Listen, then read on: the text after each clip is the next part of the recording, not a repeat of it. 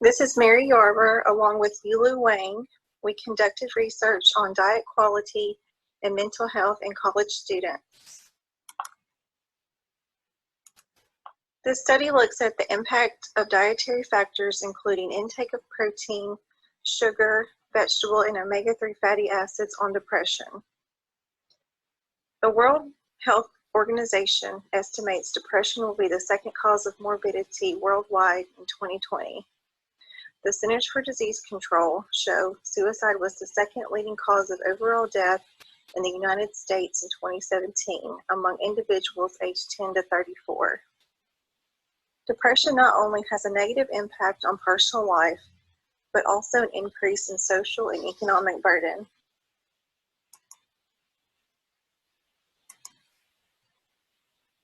The primary objective in this study was of protein consumption on depression. Total protein, which include animal-based protein and plant-based protein. Secondary objectives include the effect of vegetable consumption on depression, effect of added sugar intake and total sugar intake on depression, and the effect of omega-3 fatty acids on depression. Previous research articles show a positive correlation between amino acid and omega-3 fatty acid intake and lower rates of depression. The sample size includes 385 participants.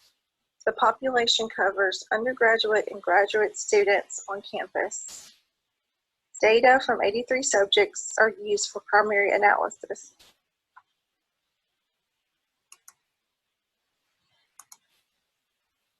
The methods used in this study are questionnaires that were completed in the design lab room and took about 25 minutes each.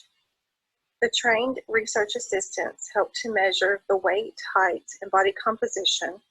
They also measured carotenoid intake of each participant to assess vegetable intake by Vegimeter.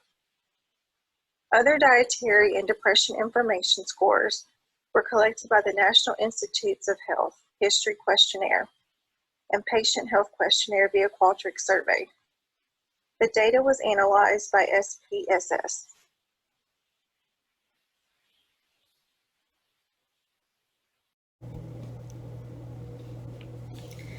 And actually, the study didn't find any significant relationship between this group and depression based on the preliminary data analysis.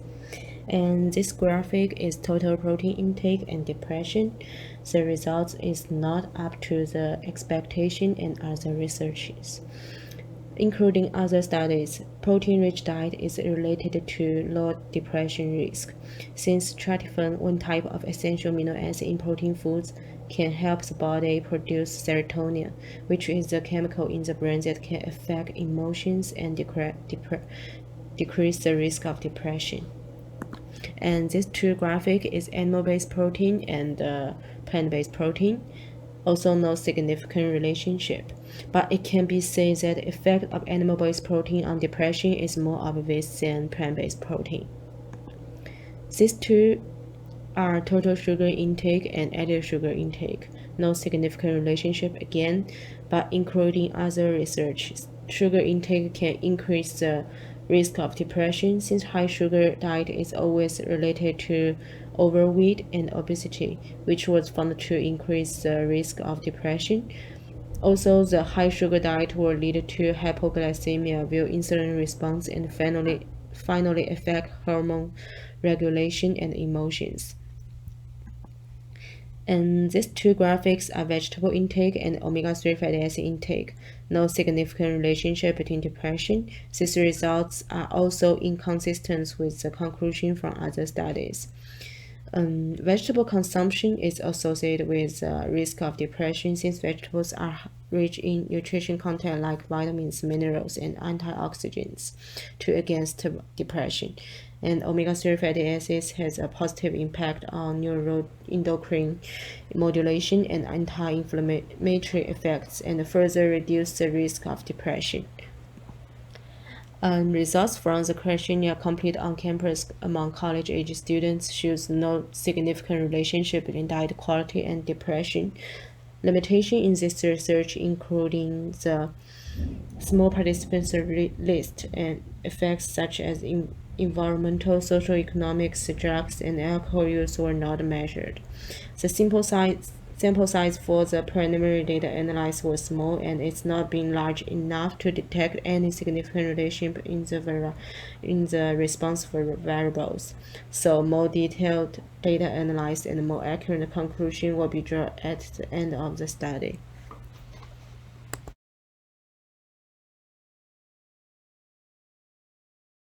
Well, hey guys, thanks for tuning in today. I'm Tess Phillips, and my project is a systematic review examining the effects of early exposure to peanuts as a primary and secondary allergy prevention method in children.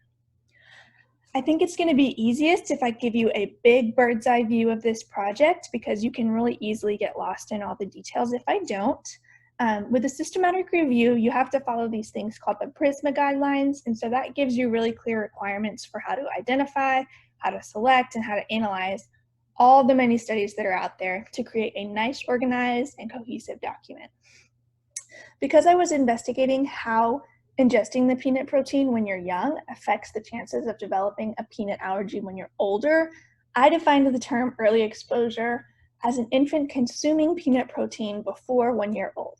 So this is because before we had the research that I'm going to show you today, we used to recommend that at-risk children for developing allergies or food allergies avoid those potential allergens until they were 1 year old or older.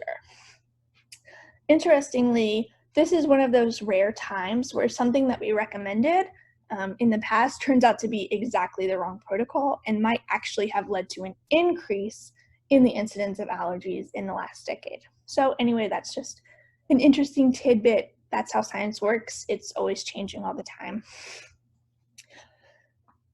Another term that you might hear me use is primary versus secondary prevention method for allergies.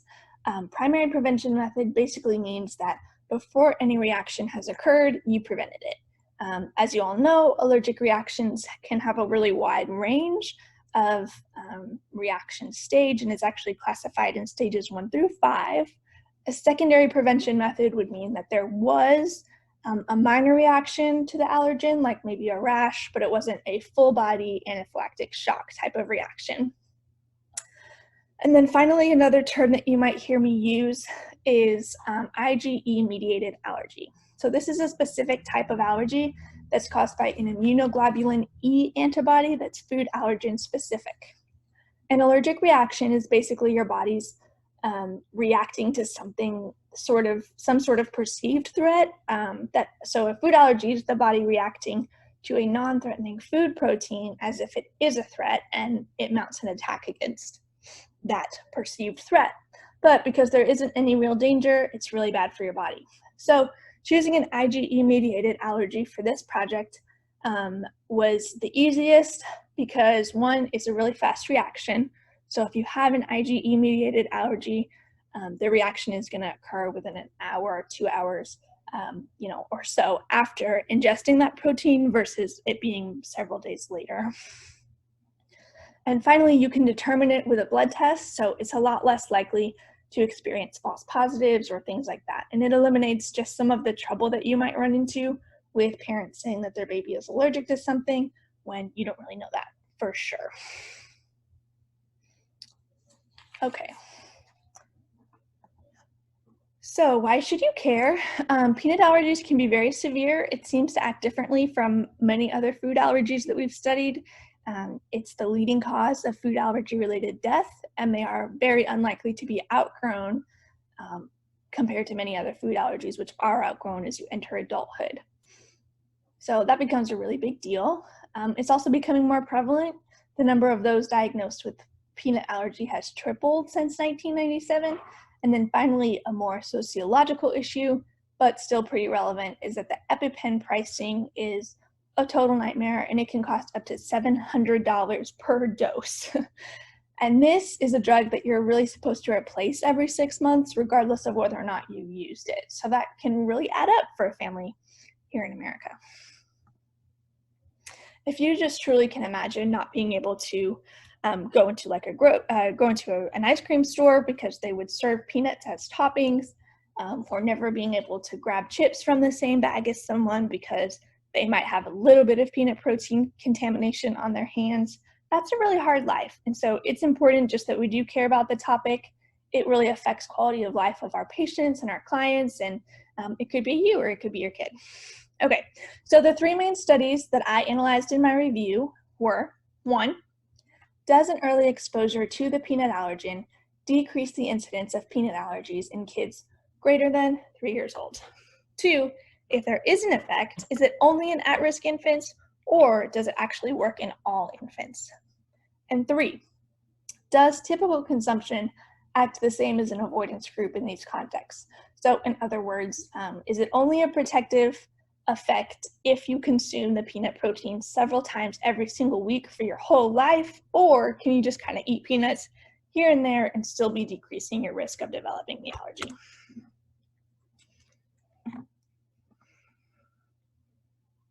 So initially, the whole concept sounds very counterintuitive, but research is showing that it is what happens. And so the theory for why this is the case, it involves the hygiene hypothesis. The hygiene hypothesis says that the modern day world is so sanitized from infectious disease and any other pollutant or irritant that our bodies never learn how to fight those things off, even when they come in really small doses.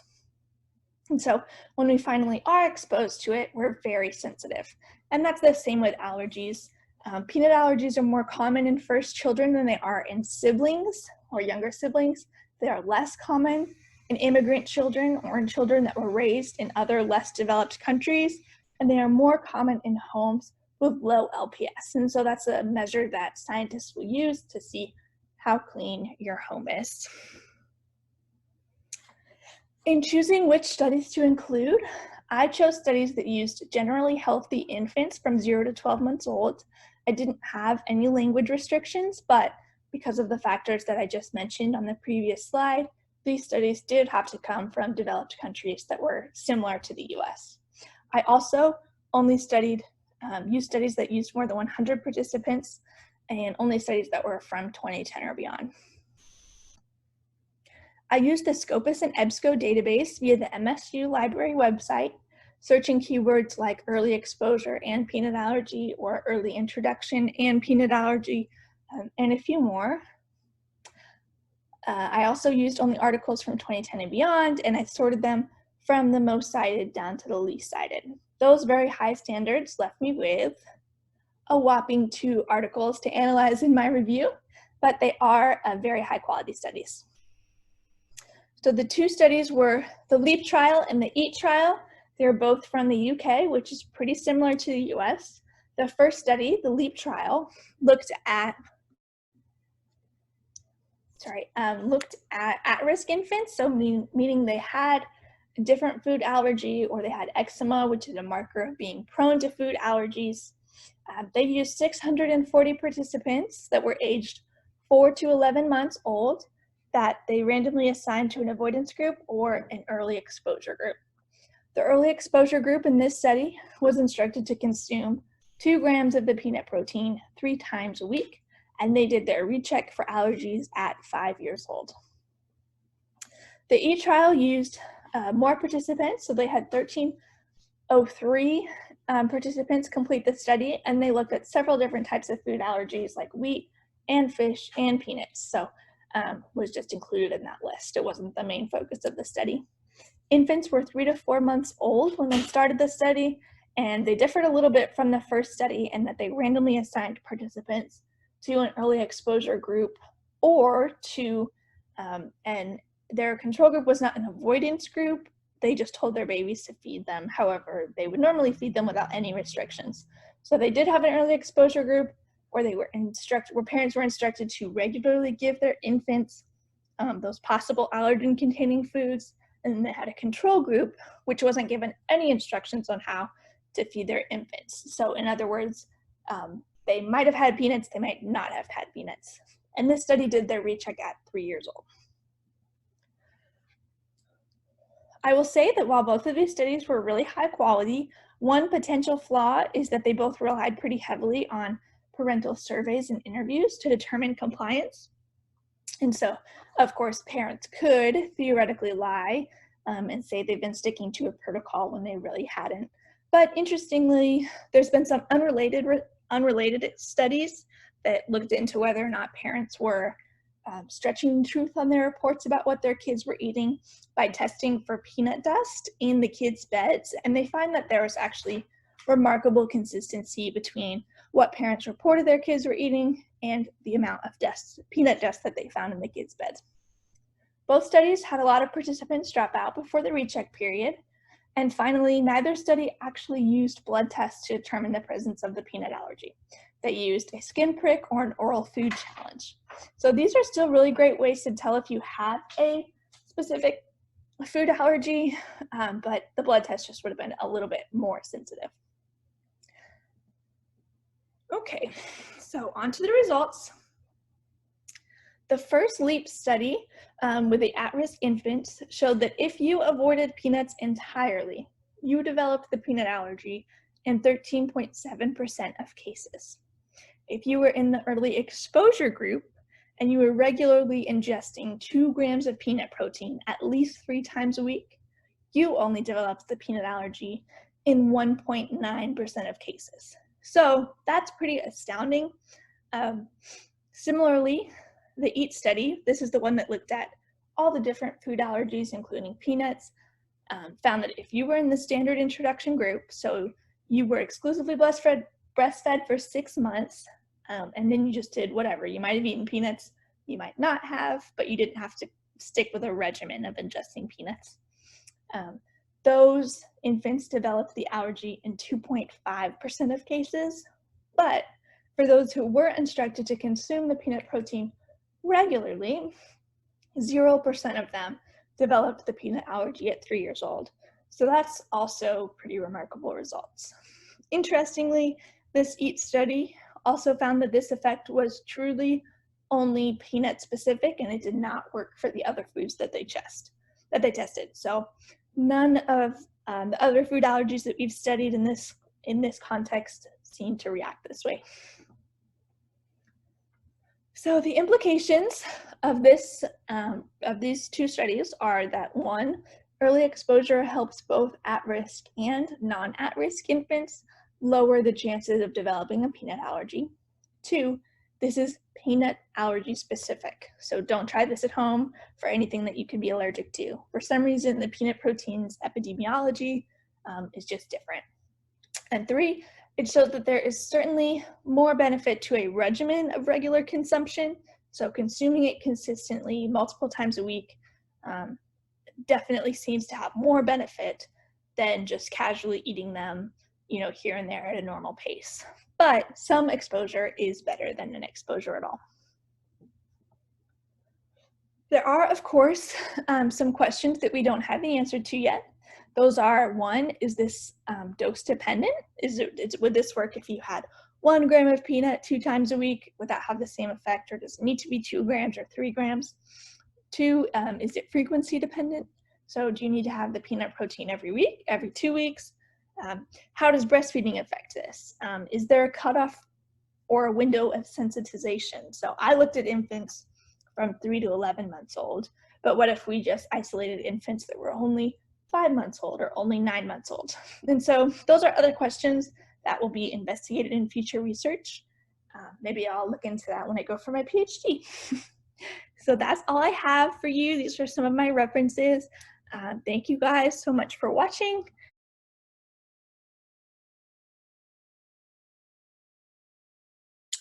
Hi, my name is Monica, and I'm here today with Kyle Lavka and Lisa Nunier. And today we are going to be presenting our research project. So we decided to do our research project on the influence of caffeine consumption on total body water and body fat in collegiate students.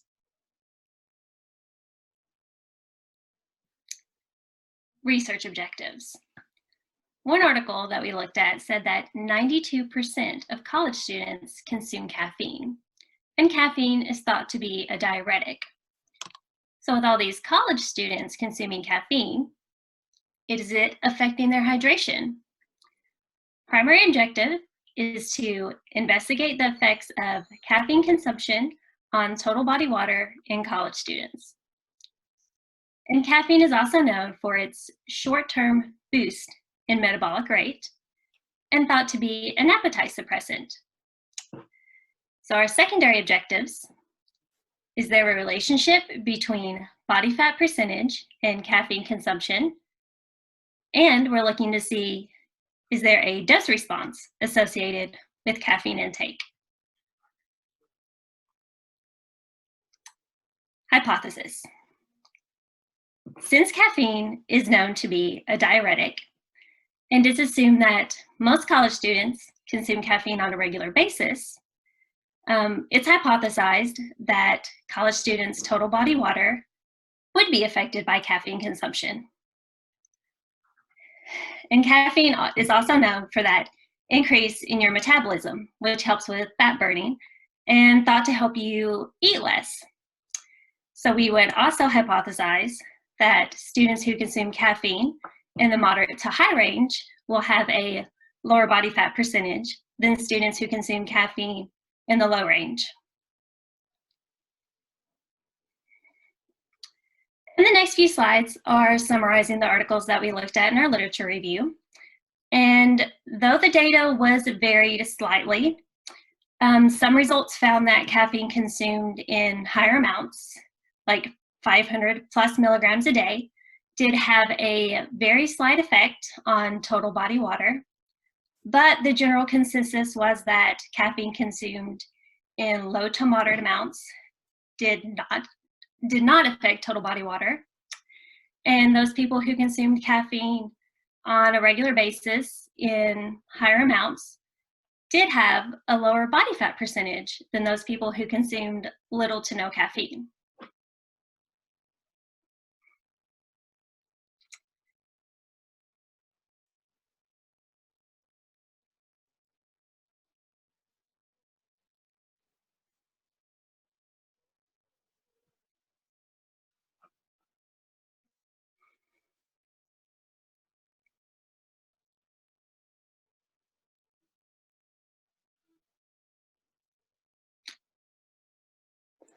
All right, and for the methodology, we looked at 792 Mississippi State University students.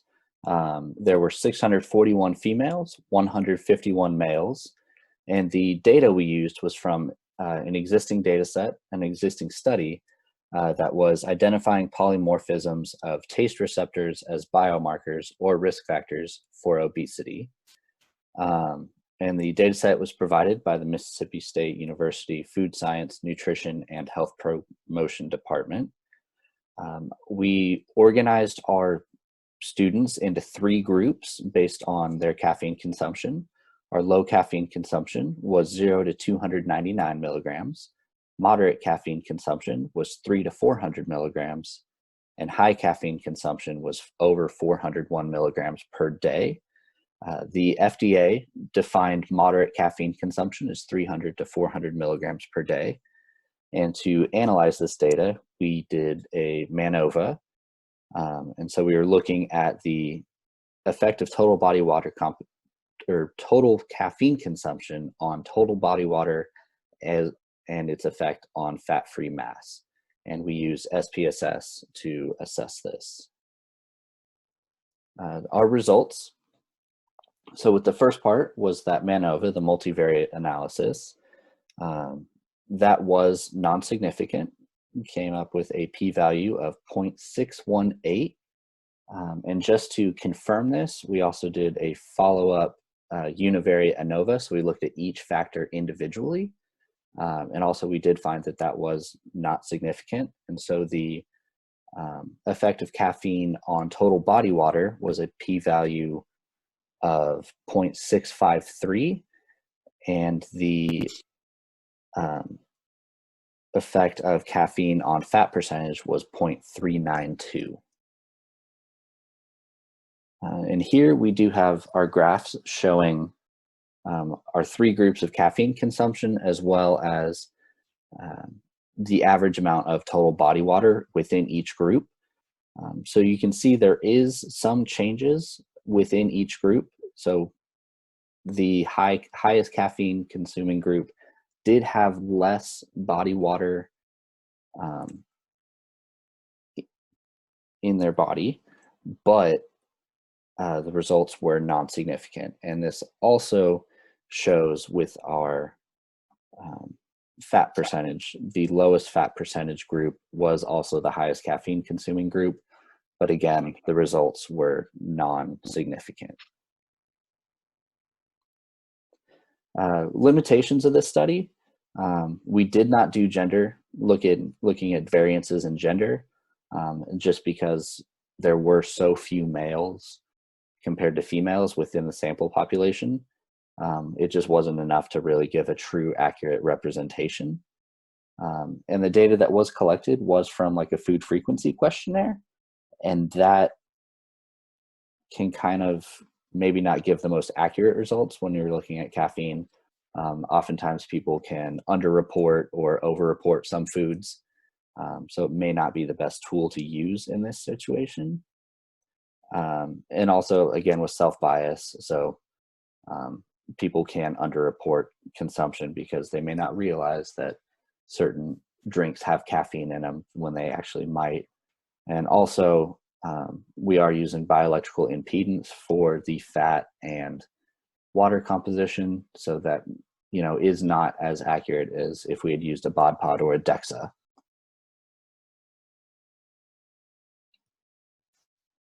So in conclusion, caffeine did not contribute to a significant difference in body fat percentage. And while what we do know from research is that caffeine does, speed up, fat metabolism, the reality of this is that caffeine alone will not make a significant difference in body fat percentage. And, this makes sense because as dietitians, you may know that nutrition and fitness are key components of body fat percentage and your overall weight. Another important thing we found from the study is that total body water was not affected by caffeine content, and hydration level is not impacted by low to moderate amounts of caffeine. So what we did find is that there was a slight effect that was observed at caffeine consumption above 400 milligrams, and this is at the higher range of the caffeine content. There may have been a significant enough difference. The problem is there was not a significant enough difference to suggest a dose-related response to caffeine fat percentage as well as total body water. And next we will show, this is our beverage hydration index. So the beverage hydration index has been used in about 2 studies currently. And just to give you a little bit of background on beverage hydration index. So on this index, it shows a variety of different liquids from water to, which is the control. And then we have juice, they have milk, they have alcohol, they have coffee, teas, and soda, which would also have caffeine in it. So based on the results that were found in this study, we did not show, just to help you understand what the beverage hydration index shows is that caffeinated beverages such as the tea and coffee did contribute to overall hydration and did not make people dehydrated. And that's exactly what was found in the study that we just talked about, that caffeine content did not affect dehydration and thus contributed to overall hydration levels. And here are our references. We just want to thank you for listening to our presentation, and we hope that you'll be staying safe during this time.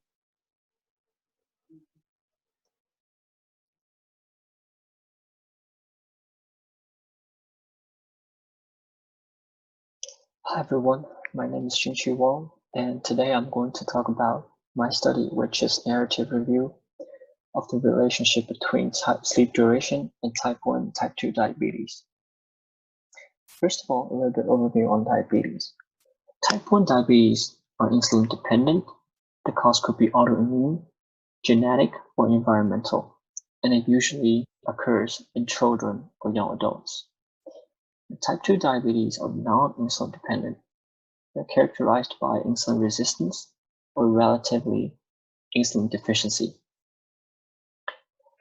There are varieties of risk factors like obesity, race, previously identified impaired fasting blood glucose, or impaired glucose tolerance, family history. According to CDC, 9.4% of the US population have diabetes, and the prevalence of type 2 diabetes is rising globally, not only among adults, but also in children.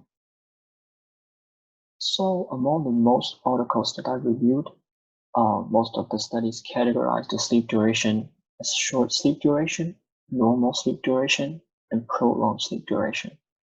But the cutoff point varies in different articles. Most commonly, normal sleep duration is described as 7 to 8 hours per night, which means less than 7 hours is considered short sleep duration, and more than 8 hours is considered as prolonged sleep duration.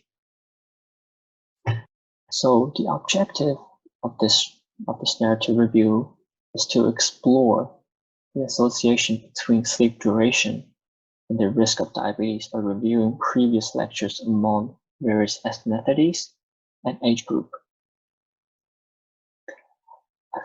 This article follows the PRISMA guideline, and it uses PubMed as the research database. And the keywords that are used are sleep duration, type 1 diabetes, type 2 diabetes, and sleep quality. So this paper only included studies that accessed diabetes status using lab values, other testing method, diagnosed by physician, or medical history. And it only included studies that are in English and only human studies. So at the end, 22 researchers are included in this paper. The first study I want to talk about is a sleep duration among type 1 diabetes patients and glycemic control. This is a cross-sectional study. There are 65 adolescents with type 1 diabetes in this study, and the mean age of these participants are 15 years old. And all of them were an autograph, and all of them were an actigraph recording sleep, activities, and blood glucose monitoring habits for at least 7 days. A significant association between greater variabilities in sleep duration and higher HbA1c value was found in this study. And the second study is also about type 1 diabetes patients. It is a cohort study, and it has 247 high school seniors as participants, and all of the high school seniors have type 1 diabetes. Sleep duration in the study was self-reported, and results show that poor sleep quality was related to higher risk of high blood glucose and more self-regulatory failures. And then I want to talk about some articles that focus on type 2 diabetes. So this is a prospective cohort study which has more than 100,000 participants from 18 to 98 years old.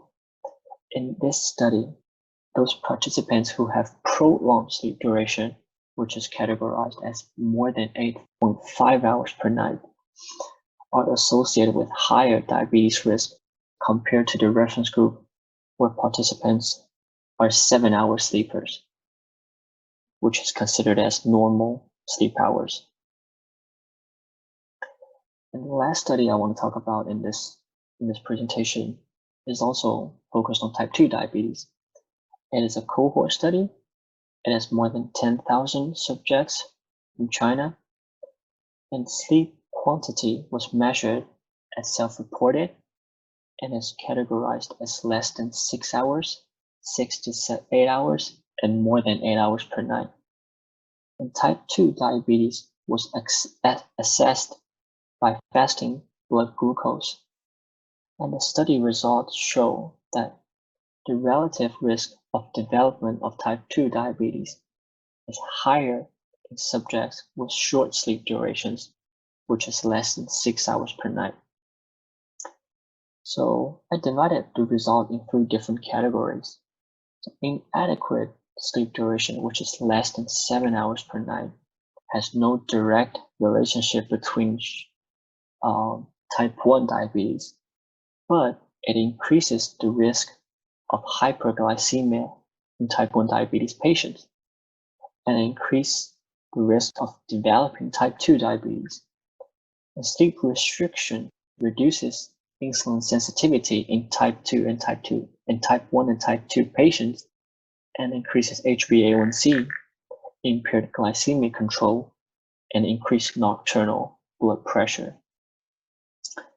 And prolonged sleep duration, which is more than 9 hours per night, researchers showed participants who have prolonged sleep duration are associated with higher risk of developing type 2 diabetes compared to normal sleep duration group. And also, light and deep sleep has an effect on diabetes control.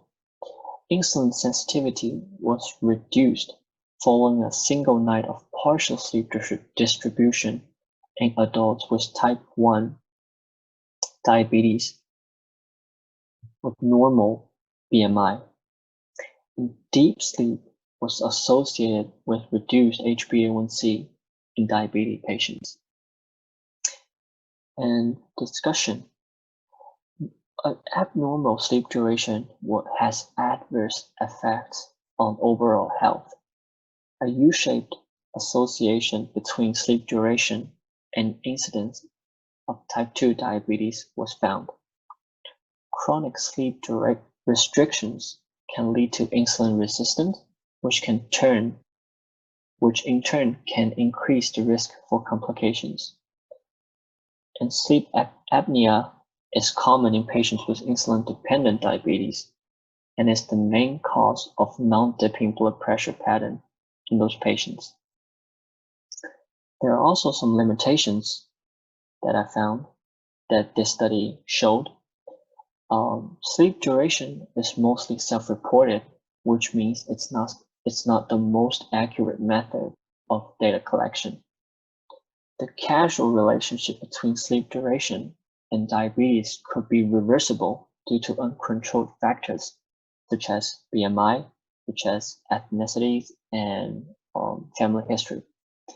And there are few studies focused on the mechanism underlying this modification.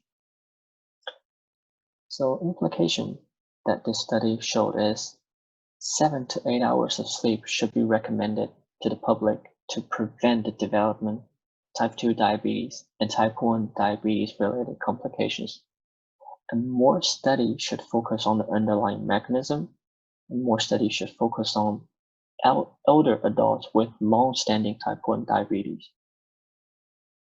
So the conclusion is inadequate and prolonged sleep duration is associated with poor glycemic control, decreased insulin sensitivity, higher risk of developing type 1 diabetes related complications, and higher risk of developing type 2 diabetes. And those are my reference. Thank you very much.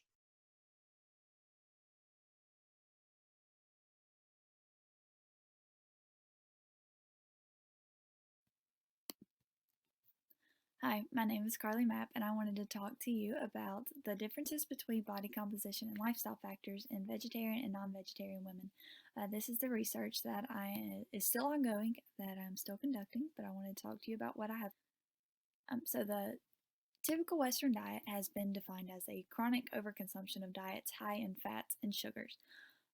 So the obesity rates in the U.S. and most westernized country are just on the rise continuously, and a lot of different diets are being researched to find healthy options that can replace this high fat, high sugar diets that we all seem to be addicted to right now.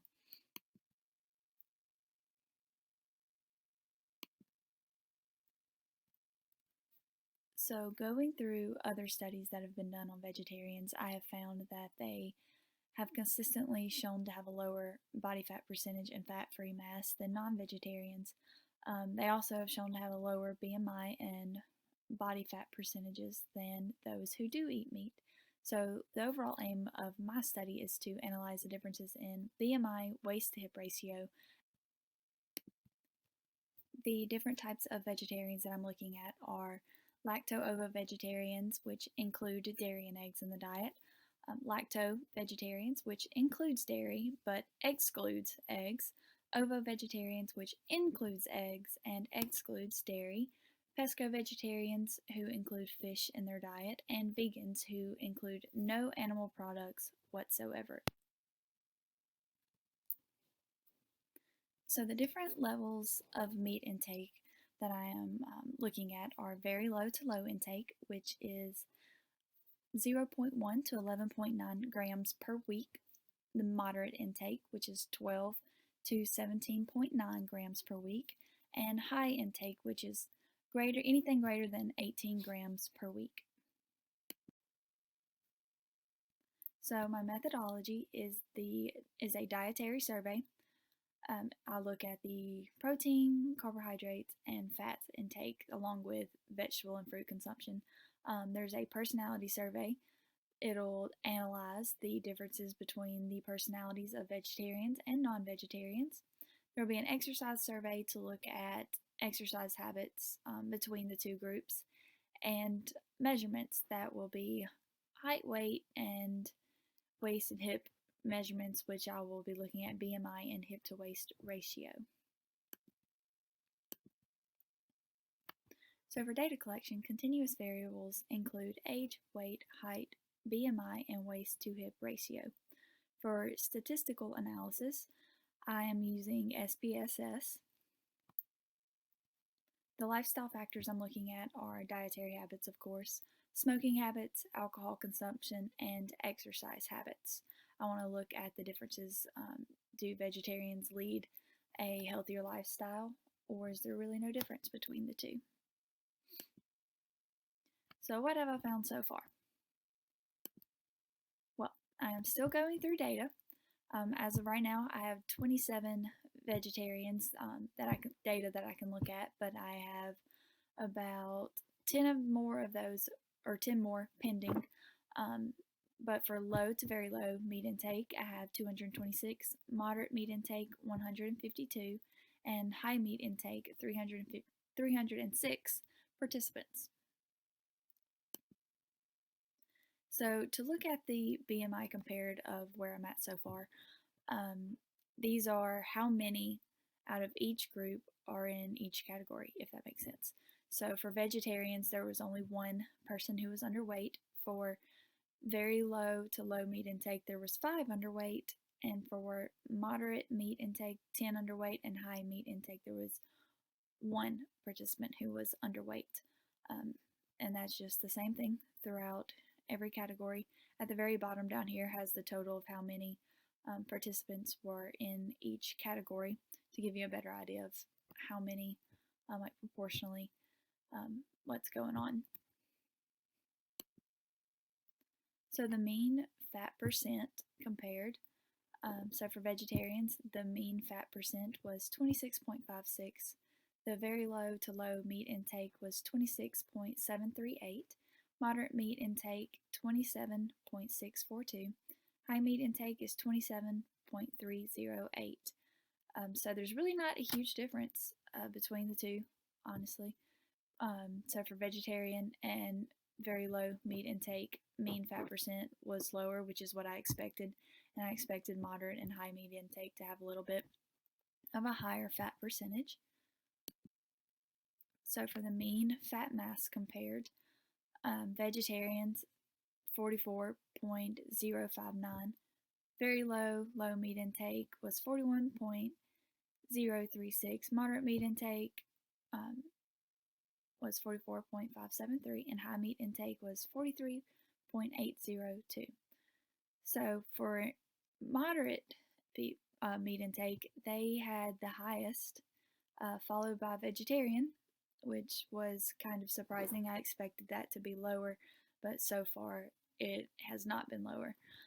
That could be due to just us being in the South and having unhealthier foods to begin with, and not as many just kind of cultural stuff wise, like we're just typically prone to eat more fried foods, whether that be fried chicken or fried vegetables. People love to fry everything, so that is a possible contributing factor. So for protein intake compared between the four groups, I am looking at vegetable protein, animal protein, and total meat, poultry, seafood, fish category. By looking at that category is how I put everyone into the groups of very low, moderate, and high intake of meat. It was the most consistently filled out portion of the data. So it really allowed for the most participants possible. But for total animal protein, it was not surprising to find that the high meat intake had the most, followed by moderate and then low meat intake. And of course, for animal protein, vegetarians are going to have the absolute lowest, more than likely. So for vegetable protein, I was surprised to find that high meat intake participants had the highest vegetable protein intake, which was pretty surprising, followed by moderate meat intake and very low to low meat intake. And it will be very interesting to see how the vegetarians compared to those three groups. So the physical activity compared for minutes per week between the four groups, I'm still collecting data on the vegetarians, of course, but for the categories were low intensity, moderate intensity, and high intensity, and these were just the averages of what was reported between the three different groups. So as you can see, I don't have as many who reported on their physical activity, but those who did most reported that they had low intensity. So for the personality survey, still getting vegetarian data in. It kind of cut off the intellect over here. I apologize. But everybody was agreeable, apparently. Agreeableness scored the highest on every single group, and it will be interesting to see how the vegetarian group compares with the meat eaters on the personality surveys. So that is all the data that I have right now. Those are my references, and there's the questions thing. But thank you for listening, and I'm still getting in more data, still running stats, so this is not finished. I'm still working on it, but thank you so much for listening, and I hope y'all have a great day.